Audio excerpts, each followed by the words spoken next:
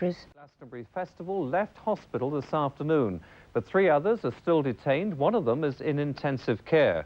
A 30-year-old Londoner is now being questioned about the incident in which a gunman with an automatic pistol fired into the crowd.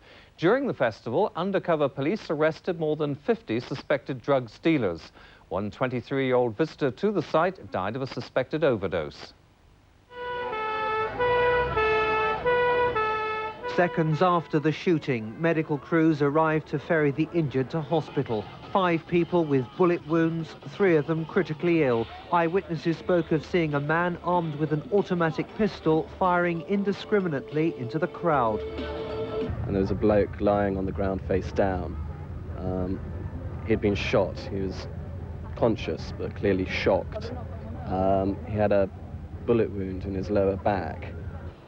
Earlier, a 23-year-old man died from a drug overdose inside his tent. Police arrested nearly 60 suspected dealers with a further 83 on related charges. We will obviously review what we do next year, and we will do that in consultation with Mr. Evis to ensure that his security are also better prepared and more visible in those areas which appear to be vulnerable. As Glastonbury's tented city begins winding down, the clear-up continues. But even the organisers are admitting that the weekend shooting incident has put a dampener on the success of this year's festival.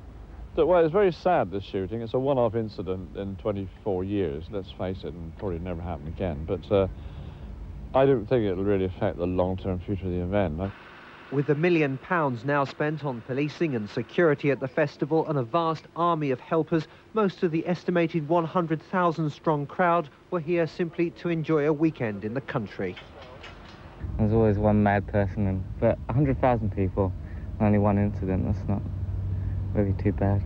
It's sad it happened, but that's just life, isn't it? There's a gang going around ripping people off and the shooting, but apart from that, we just had a good time, you know, we just don't worry about them things. But party time over, police say crime overall was up on last year. Festival organisers face a difficult 12 months convincing their opponents before next year's Silver Jubilee event. Ray Tostevin, HTV News, Glastonbury. And later in the programme, how the festival was a big hit for thousands of music lovers.